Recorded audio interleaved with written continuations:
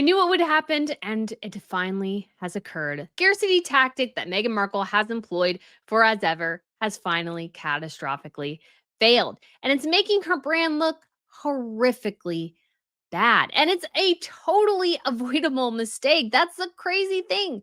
Meghan Markle could have totally avoided this.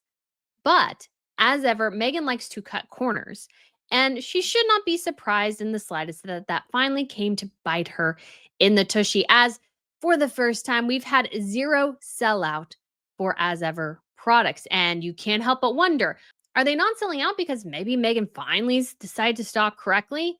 Or, as ever, Meghan employed a shortcut tactic that ran out of bandwidth, now making her look like a fool in business. We are going to get into all of this, but if you guys haven't been to Royal News Network before, my name is Brittany. I do provide compelling royal commentary, so please hit that subscribe button.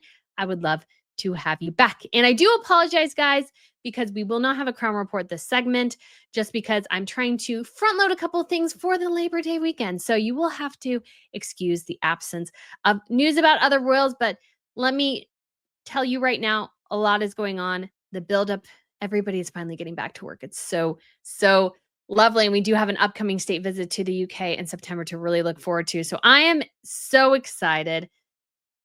But as ever, Meghan Markle, we got to talk about this failure here. This has been a catastrophic flop.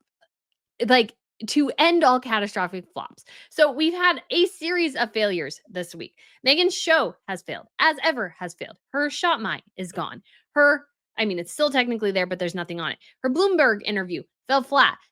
Nothing came up Meghan this week. And of course, we have to top it all off with Taylor Swift's engagement, which killed any and all momentum Meghan Markle could have generated for her show this week. But it's the lack of selling stuff from as ever, which is truly, you could say, enlightening and interesting. And I really like to go over this stuff because, to me, just as a business person myself, I find it fascinating.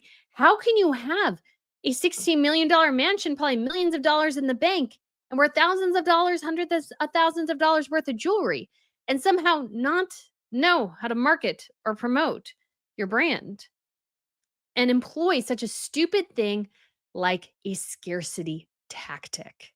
So in case you are curious, I did look it up real quick. So I had a definition, although I will give you guys sort of a product example of what a scarcity tactic is. But the basic definition is that it leverages the principle that consumers desire things more when they are perceived as limited, creating urgency and increasing perceived value to drive sales and engagement.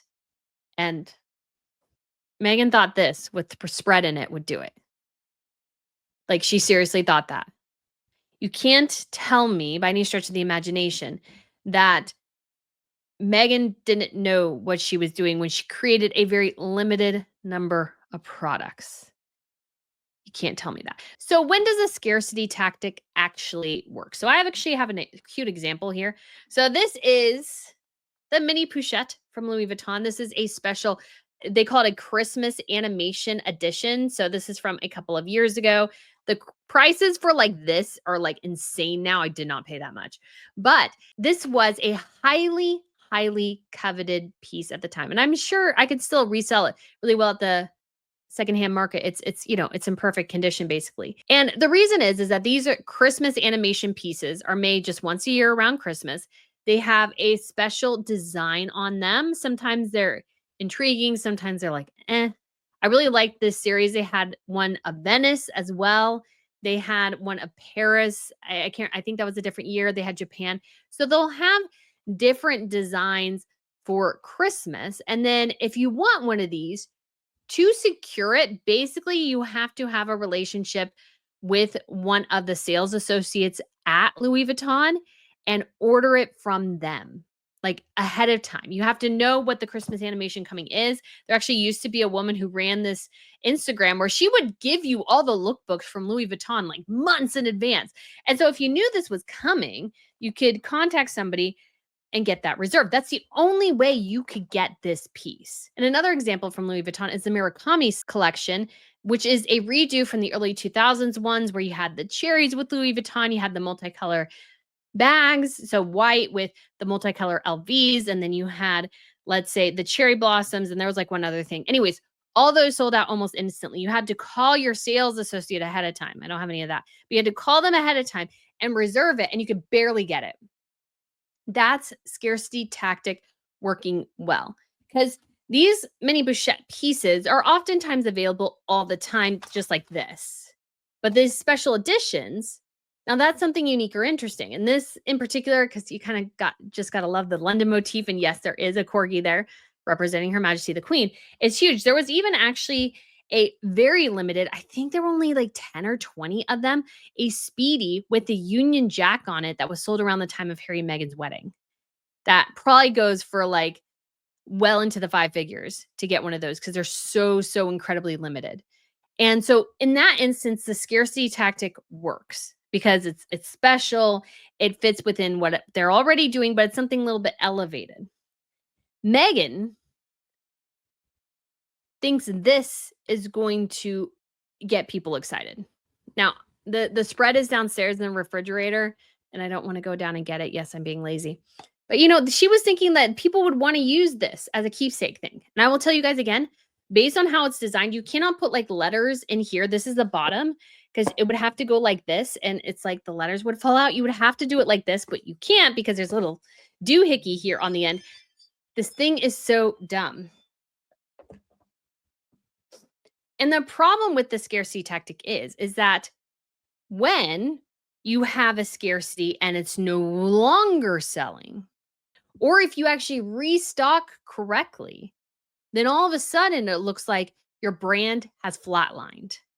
And I think somewhat that is what has happened with Meghan, because we had two flatlinings this month, her wine and her latest seasonal launch. So let's look at the seasonal launch here, guys. So here it is. We have orange marmalade and still the dumb keepsake packaging. Again, unless she's changed it, this is so incredible. Like, the stupid keepsake thing is useless beyond all imagination. And then we have flour sprinkles, shortbread cookies, the crepes, the teas, peppermint tea, tastes like toothpaste. So if you want toothpaste, yeah, enjoy. And then raspberry spread. And we'll get back to the raspberry spread because there's something interesting there. Obviously, it's been coming soon forever, but she's not selling it. And none of this is sold out. Last time, guys, all of this sold out in a couple of hours. And now it's the 29th. All of this dropped on the 26th, I believe it was. And none of it is moving. None of it appears to be moving. Now, guys, I've said again, and this could be true, that Meghan has finally stocked correctly. But the big question becomes, why didn't you stock correctly before? She has this idea of seasonal releases. But what Meghan has failed to do within that construct is tell us what the seasonal item is. Like, I can guess now that it's spread, but why that particular spread? As so many people have said, oranges are really a winter month fruit. So it would make more sense to sell orange marmalade during the winter time rather than fall. And I'm not that versed on my fruits, so I can't tell you. But you got to wonder why, and why the seasonally? Because the problem I see for Meghan's seasonal launch is that it seems very all over the place. I don't feel like we're getting a consistent, I mean, I guess maybe because she launched what in April, then 2 months later in June, and then 2 months later in August. So she's, I guess, doing every 2 months. But really, we just don't have a clear trajectory here. As a consumer, I'm like, when is she going to drop things? There just seems to be no rhyme or reason behind them. You can do 100% seasonal launches, but you should tell people, hey, every August 15th, you will have the fall layout. Every let's say December 15th or November 15th, you'll have a new one. Like, keep it to a particular day. That way consumers can get excited about the products. Like, part of the problem I found with this latest launch is that Meghan didn't tell us what was new. She doesn't tell us anything about the new product. And so it's like, why should we buy it? Why should we get excited about it? It's like, ugh, well, I did the raspberry. I've done the apricot. Now she's doing orange, but I didn't like the apricot, or maybe I didn't like the raspberry. And so the consumers might just be getting a little sick of this nonsense. And I can't blame them. I cannot blame them in the slightest because I find it annoying and I'm not even buying her stuff and I'm not that interested in it, but I know how marketing should work. And you should have for every one of these launches buzz generated. I think that's why the first one went so quickly is that we did have buzz generating. We did have sort of a growth of interest. And so when the products became available, they sold out in 30 minutes. That makes sense. But now Megan has totally given up doing any of that and you see it reflected in how the consumers are behaving. They're just going, well, I've done the buys a couple of times. The stuff isn't that good, and they're going elsewhere. I truly believe that's what's happening. And yes, she may have had a bigger stock, but we don't know that for sure because again, she has played the scarcity game. When you play the scarcity game, as soon as the scarcity game is no longer working, it makes your brand look like it's not working. And I think she can have the seasonal pieces with the spread. I honestly don't think it's that engaging as a product to go, oh, we're having new spread. Like people get genuinely very excited for these. Now, sometimes they're great, sometimes they're not, but people genuinely get very excited for this. I can't see anybody getting excited for Megan's stuff. Like, because there's no there. As a person spearheading a brand, Megan should be explaining to you what you can expect. Why are these pieces so exciting? What you can do with them in various instances. And she's not doing that. And people are reacting accordingly. And what should have happened in the beginning, this is my thing. If Megan wants to have the spreads be seasonal, think it's stupid, but whatever floats your boat. What she should have done though is as soon as everything sold it out the first time, she should have had it restocked within 2 weeks. And it should have been something where the consumers can be guaranteed access to the teas, the mixes, and everything, because that will keep them on the hook because they start getting engaged in it. Because what she did is that she sold everything and then it went away for 2 months, and then she shoved everything back and, yeah, it did sell out in, like, 4 or 5 hours, but then everything went away again, and I think people just their interest starts to wane because it's like, "This is wildly inconsistent, she's not restocking, what the heck is she doing? Am I going to buy things next time only to have them sell out again and be unable, once again, to make the shortbread cookie mix I like so much?" Why would you do that? That's a dumb idea. You want people, if they love your stuff, you want them to be able to access it all the time. That is what's going to increase your business. Especially when, again, this is when you look at the back, this is a piece that's commonly offered. So you can almost always get these pieces. They're somewhat hard to come by sometimes, or they used to be. I think they're pretty common now, but you can always buy this. This is scarcity, but you can always buy something. What Megan hasn't done either is explain what her core products are really, why they matter, and how she is going to expand it. We've heard candles, we've heard like a couple other things, but honestly, I mean, I'm sure retail store will put her stuff in, but her numbers are not all that great. And as a consumer and as a distribution center, I'd be a little frustrated with somebody who can't even promote her own wares well. Because if you're going to put that in the store, what sells it right now is Meghan Markle and nothing else. So if Meghan Markle isn't willing to promote her stuff, why in the world should you take the liability as a business to put her stuff on your shelf? So let me explain what I'm talking about here. Because when I saw this, I was horrified, but not surprised that she is apparently this horrifically awful at promoting, because she is. She honestly is. So let's look at latest piece. And so this was the wine launch, but to kind of get people excited for the newest launch, she showed us these empty jars of jam because she said chic and elegant upcycling. Love is in the details. Okay, this is stupid, Meghan Markle. I can't even tell you how stupid this is because what you're telling me is that the product is more worthwhile empty without anything in it than with product in it. I can go buy empty jars at the grocery store right now. Why in the world should I buy your product? So I can just empty it out and put flowers in it? And why as well are you showing me a spread I haven't been able to buy since April. So these are empty raspberry jars of something most people were never able to purchase in the first place. She's telling you through this thing that, well, you're upcycling. Isn't that great? No, because you're not there yet, Megan. You need to actually sell your products. Then you can claim about upcycling. Right now, though, you're selling me empty jars with your logo on it, which you're charging people $9 for when they can spend $9 and get 12 of these, or maybe get 24. Do you see how stupid this is? From a branding and marketing perspective, like, you can do this, but also, why do we only have one spread? We will get back to this. And so, this is when the stuff launched. And as ever, we keep growing and growing. No, they're not. Your favorites and more are back tomorrow as we celebrate the launch of season 2 with Love Megan on Netflix. Mark August 26th. Mark your calendars. Okay, but nobody bit. And why? None of this is your stuff, Megan. None of it is your products. Why am I supposed to buy your tea based on you watering your lawn? Like, the levels of dumb here from a marketing and branding and promoting perspective here are just mind-bogglingly bad. I just can't even, like, the reason I'm ranting is because I'm a historian by training. I only learned more about marketing sort of having to do it, but mostly I was in, like, writing and social media. And even I know this is dumb.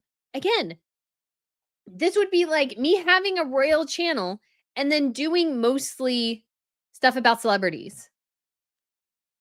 Like, that's not what I'm selling. So I do royals. Or that would be like me selling. I have my recollections at Mayberry hack here, which is available in my fourth wall store. Why? Like, if I had, let's say, like a Marilyn Monroe quote, that would be dumb because I talk about royals. The recollections may vary. It's from the Queen. Like, this doesn't make any sense. And then the stuff is live. And so goes, we're live. Come shop asever.com and aseverwine.com for your favorites as we toast to summer, to the start of school. Parents, we see you. What? Who gives a crap at you see the parents? You're not selling parental stuff in terms of, like, you need this as a parent to help your kid. Ugh. And to the memories that will be made in the coming months. We are so proud to be part of those moments with you. Thank you for welcoming us into your hearts and home. None of that tells you anything about her flipping products. None of it. Like, this again is marketing business 101 basic stuff. If you can't do this, why are you even in the business? Got to ask. And then this is the true crime to marketing. And I'm going to explain to you why. So we have the cookie video here. So, sorry, I had to figure out where to pause this. Okay, so it says our preserves plus our shortbread cookie mix, the most delightful afternoon snack. Okay, guys, if we are looking at this right here, guys, there is no evidence she's using her own shortbread cookie mix. Zero evidence. That is what she's doing. When she was on the Drew Barrymore show, she was showing a recipe. I can't quite remember exactly, but it was similar to this. I think that's what she's making. She's claiming she's using her shortbread cookie mix. What she should be doing is a video picking up her box, showing it to you, dumping out the mix, putting in the different ingredients that it requires, and then doing this part. That's what she should be doing because there is no evidence here. And we'll go through this whole video. I mean, it's short or whatever, that she's actually using that stuff. No evidence at all that she's using her own mix. Because you can't see it. It's not there. So we're rolling. Oh, look, she's putting her thumbprint in it. Don't you want Meghan Markle's thumbprint in your cookies? And what's actually also very, very stupid about this as well is that she made these cookies in the show. Make different cookies. Are these the only things you can make? Because I'm seriously thinking you did this on Drew Barrymore. You did this on your show. And now you're doing this here. Are these the only cookies you can make at Meghan Markle? I'm seriously thinking that they are. These are the only cookies you can make. She's a one-note chef. I mean, we all knew this, but, like, this is proof. Okay, so she has the empty jars of the raspberry spread here, and she's putting something in these cookies. She says are preserves, Well, number one, she's not selling preserves. She's selling spread and marmalade. Those are the things that she's selling. So she's not actually selling preserves, which is a different designation. And she's done this numerous times, calling her stuff jam and those sorts of things. She has no clue what the products is that she's selling. But number two, you cannot purchase this raspberry spread. You call it our preserves, but you, like me as a general consumer, cannot purchase this raspberry. In fact, guys, if you go and look through everything, not once has Meghan Markle ever used anything other than her raspberry spread. Nothing else. She has not used the apricot. She has not used the orange marmalade. And she hasn't used basically anything else from the collection. She is selling you something that she herself is not willing to use or drink. That should tell you literally everything. And so critical here. We do not see this come from the jar, the as ever jar. So we have, again, a raspberry spread jar here. Very stupid. Meghan, if you're going to promote the raspberry spread, you need to keep the raspberry spread in stock. This is not rocket science. This is not that hard. But, guys, I would not be surprised at all if this was a homemade recipe that she's calling our preserves. Because technically, she could say that because, oh, we upscaled my recipe. And this looks to be a little bit chunkier than Megan's piece. I should go get my jar, but honestly, because it's been in the fridge, it's been several months now, and I'm not even sure if it will, like, what the consistency will be. But I guess I should go down and get it. Okay, hold on. All right, guys, I forgot how stupidly small these things are. I don't think the flowers are in these. I mean, I guess it could be, I don't know. But let's check out the consistency. And you tell me, of course, I can't get it open. There we go. If you think that Meghan, based on what we see in that video, is actually using her own preserves. And she definitely could be, but I feel like I get a lot of, let's say, seeds.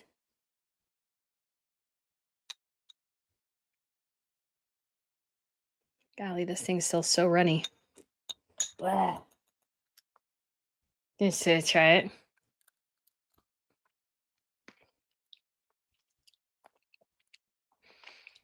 It's tart.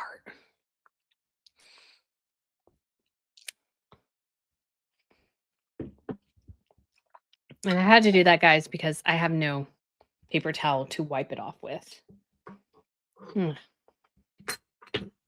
Anyways, so let's watch this. Do you think she's using the same spread? I just don't think she is. So, I mean, that whole thing is basically a lie. So she's cooking these cookies with batter she hasn't showed you, with a jam you can't purchase. Ladies and gentlemen, that is horrifically awful marketing. And Meghan Markle should not be surprised in the slightest if this is why her brand has suddenly flatlined. She's not doing the promotional for it that she should be. She's just doing the bare bones basics, or not even that.